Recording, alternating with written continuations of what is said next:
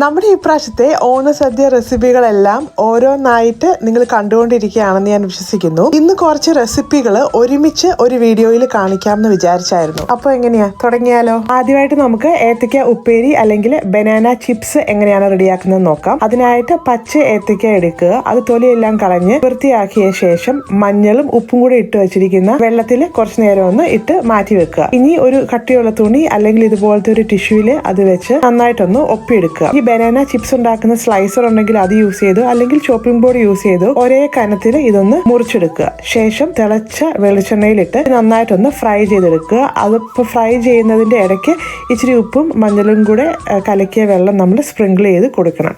അത്രയേ ഉള്ളൂ. വളരെ ടേസ്റ്റി ആയിട്ടുള്ള ബനാന ചിപ്സ് ഇവിടെ റെഡിയാണ്. അപ്പോൾ എല്ലാവരും ഇപ്രാവശ്യം ബനാന ചിപ്സ് ഇങ്ങനെയൊന്ന് ട്രൈ ചെയ്ത് നോക്കുക. അടുത്തതായിട്ട് പാവയ്ക്ക വറുവലാണ്. അത് തയ്യാറാക്കാൻ വേണ്ടി അരിഞ്ഞു വെച്ചിരിക്കുന്ന പാവയ്ക്കയിലേക്ക് ഉപ്പും മഞ്ഞൾപ്പൊടിയും പച്ചമുളകും കൂടെ ചേർത്ത് കൈകൊണ്ട് നന്നായിട്ടൊന്ന് തിരുമ്മിയെടുത്ത് മാറ്റി വെക്കാം. ഇനി ചൂടായ എണ്ണയിലേക്ക് തേങ്ങാക്കൊത്തും കറിവേപ്പിലയും ഉപ്പും മഞ്ഞൾപ്പൊടിയും കൂടി ഇട്ട് കൊടുത്ത് അത് നന്നായിട്ടൊന്ന് ഫ്രൈ ചെയ്തെടുത്ത് മാറ്റി വെക്കാം. ഇനി നമ്മൾ നേരത്തെ തിരുമ്മി മാറ്റി വെച്ച പാവയ്ക്കയും കൂടെ ഈ എണ്ണയിലേക്ക് ഇട്ട് കൊടുത്ത് അത് നന്നായിട്ടൊന്ന് ഫ്രൈ ചെയ്തെടുക്കാം. ഇനി തേങ്ങാക്കൊത്തും പാവയ്ക്കയും കൂടെ ഒന്ന് മിക്സ് ചെയ്തെടുക്കാം. അത്രേ ഉള്ളൂ. വളരെ ടേസ്റ്റി ആയിട്ടുള്ള പാവയ്ക്ക വറുവൽ ഇവിടെ റെഡിയാണ്. ഈ പ്രാവശ്യത്തെ ഓണത്തിന് ഇതൊരു മസ്റ്റ് ട്രൈ റെസിപ്പിയാണ്. അപ്പോൾ നിങ്ങൾ എല്ലാവരും തീർച്ചയായിട്ടും ഇതുപോലെ ഒന്ന് ഇത് ട്രൈ ചെയ്ത് നോക്കുക. അടുത്തത് നമുക്ക് വളരെ എളുപ്പത്തിൽ തയ്യാറാക്കാൻ പറ്റുന്ന നല്ല ടേസ്റ്റി ആയിട്ടുള്ള ഒരു ഇൻസ്റ്റന്റ് കടുമാങ്ങ അച്ചാറിന്റെ റെസിപ്പിയാണ്. ഇത് റെഡിയാക്കാൻ വേണ്ടി കഴുകി വൃത്തിയാക്കിയ മാങ്ങ ഇതുപോലെ കുനുകുനാന്ന് ചെറുതായിട്ടൊന്ന് കൊത്തി അരിഞ്ഞെടുക്കുക. ഇതിലേക്ക് ഉപ്പും കൂടെ ചേർത്ത് തിരുമ്മി നമുക്ക് കുറച്ച് നേരം ഒന്ന് മാറ്റി വെക്കാം. ചൂടായ എണ്ണയിലേക്ക് കടുകിട്ട് പൊട്ടിയതിനു ശേഷം അതിലേക്ക് ചെറുതായിട്ട് അരിഞ്ഞിരിക്കുന്ന വെളുത്തുള്ളി, ഇഞ്ചി, കറിവേപ്പില ചേർത്ത് കൊടുത്ത് ഇതെല്ലാം നമുക്ക് നന്നായിട്ടൊന്ന് മൂപ്പിച്ചെടുക്കാം. ഇതിലേക്ക് ഉലുവപ്പൊടിയും കായപ്പൊടിയും കൂടെ ചേർത്ത് കൊടുത്ത് നന്നായിട്ടൊന്ന് മൂപ്പിച്ചെടുക്കുക. ശേഷം നമ്മൾ ഉപ്പ് തിരുമ്മി വെച്ച മാങ്ങ ിലേക്ക് എരിവിന് ആവശ്യത്തിനുള്ള മുളക് പൊടിയും കൂടെ ചേർത്ത് കൊടുത്ത് അത് നന്നായിട്ടൊന്ന് മിക്സ് ചെയ്തെടുത്തതിന് ശേഷം നമ്മൾ റെഡിയാക്കി വെച്ച കടുക് പൊട്ടിച്ചതും കൂടി ഇതിലേക്ക് ചേർത്ത് കൊടുക്കുക. അവസാനം ഒരല്പം വിനാഗിരിയും പഞ്ചസാരയും കൂടെ ചേർത്ത് കൊടുക്കുക. അത്രയേ ഉള്ളൂ. വളരെ ഇൻസ്റ്റന്റ് ആയിട്ടുള്ള ടേസ്റ്റി ആയിട്ടുള്ള കടുമാങ്ങ അച്ചാർ ഇവിടെ റെഡിയാണ്.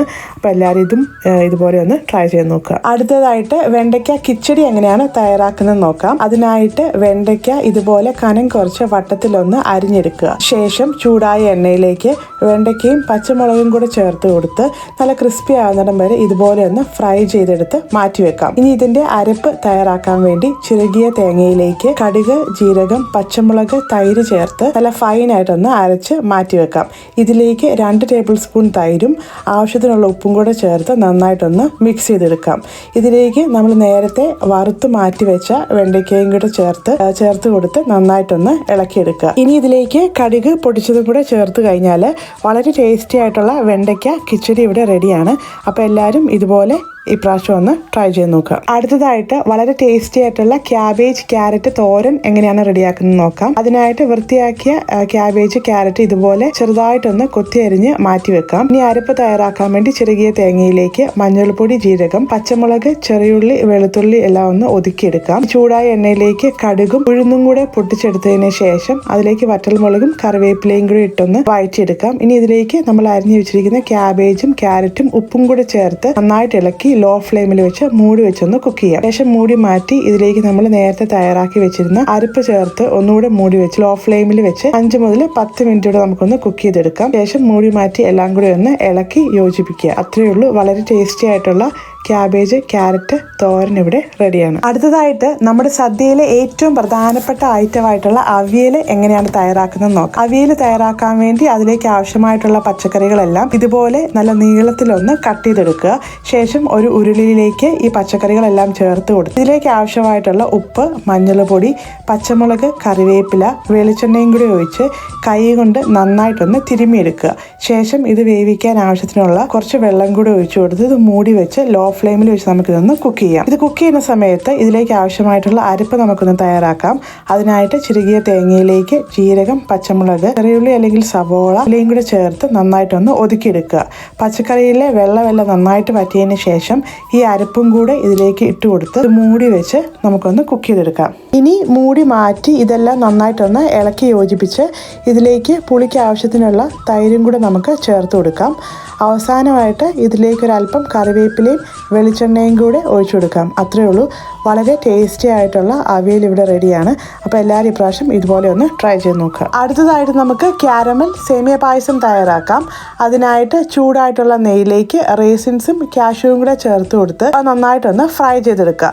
ഇനി ഇതിലേക്ക് സേമിയയും കൂടെ ചേർത്ത് അതൊന്ന് റോസ്റ്റ് ചെയ്തെടുത്ത് മാറ്റി വെക്കാം. ഇനി ഒരു ഉരുളിയിലേക്ക് നെയ്യ് ചേർത്ത് കൊടുത്ത് അതിലേക്ക് 1/2 കപ്പ് പഞ്ചസാര ചേർത്ത് കൊടുത്ത് ലോ ഫ്ലെയിമിൽ വെച്ച് അത് നന്നായിട്ടൊന്ന് കാരമലൈസ് ചെയ്തെടുക്കുക. ഇതിലേക്ക് 1/4 കപ്പ് കണ്ടൻസ്ഡ് മിൽക്കും കൂടെ ചേർത്ത് കൊടുത്ത് അതും നന്നായിട്ടൊന്ന് കാരമലൈസ് ചെയ്തെടുക്കുക. അതിനുശേഷം 1 കപ്പ് ചൂടുള്ള വെള്ളം ഇതിലേക്ക് ഒഴിച്ചു കൊടുത്ത് അതെല്ലാം നന്നായിട്ടൊന്ന് അലിയിച്ചെടുക്കുക. ഇനി ഇതിലേക്ക് 1 ലിറ്റർ പാല് ചേർത്ത് കൊടുത്ത് അത് നന്നായിട്ടൊന്ന് ഇളക്കി യോജിപ്പിക്കുക. പാലൊന്ന് ചൂടായി വരുന്ന സമയത്ത് നമ്മൾ റോസ്റ്റ് ചെയ്ത് മാറ്റി വെച്ച സേമിയയും അതുപോലെ ഞാൻ കുക്ക് ചെയ്ത് മാറ്റി വെച്ച സാബുദാനയും കൂടെ ഇതിലേക്ക് ചേർത്ത് കൊടുക്കുന്നുണ്ട്. ഇനി ഇതെല്ലാം നന്നായിട്ടൊന്ന് ലോ ഫ്ലെയിമിൽ വെച്ച് ഇളക്കി യോജിപ്പിക്കുക. ഇനി ഇതിന്റെ പാല് നന്നായിട്ടൊന്ന് വറ്റിച്ചെടുക്കുക. ഇപ്പൊ നമ്മുടെ പായസം ഓൾമോസ്റ്റ് റെഡിയായി വന്നിട്ടുണ്ട്. ഇനി ഇതിലേക്ക് ഏലക്ക പൊടിയും 1/4 ടീസ്പൂൺ വാനില എസൻസും നമ്മൾ ആദ്യമേ വറുത്ത് കോരി മാറ്റി വെച്ച കാഷ്യൂ റൈസിൻസും ഒരല്പം നെയ്യും കൂടെ ചേർത്തൊന്ന് മിക്സ് ചെയ്തെടുക്കുക. അത്രയേ ഉള്ളൂ. വളരെ ടേസ്റ്റി ആയിട്ടുള്ള ക്യാരമൽ സേമിയ പായസം ഇവിടെ റെഡിയാണ്. അപ്പം ഇന്നത്തെ വീഡിയോയിൽ ഞാൻ ഷെയർ ചെയ്ത ഓണം സ്പെഷ്യൽ 7 റെസിപ്പികളും നിങ്ങൾക്ക് എല്ലാവർക്കും ഇഷ്ടപ്പെട്ട് കാണുമെന്ന് ഞാൻ വിശ്വസിക്കുന്നു. അപ്പോൾ ഇതിൻ്റെ പാർട്ട് 2 ഞാൻ ഉടനെ അപ്ലോഡ് ചെയ്യുന്നതാണ്. അപ്പം വീഡിയോ ഇഷ്ടപ്പെട്ടെങ്കിൽ ഫ്രണ്ട്സും ഫാമിലിക്കും ഒക്കെ ആയിട്ട് ഷെയർ ചെയ്യുക. നമ്മുടെ ചാനൽ സബ്സ്ക്രൈബ് ചെയ്യാൻ മറക്കരുത്. Thanks for watching and bye from Inas menu.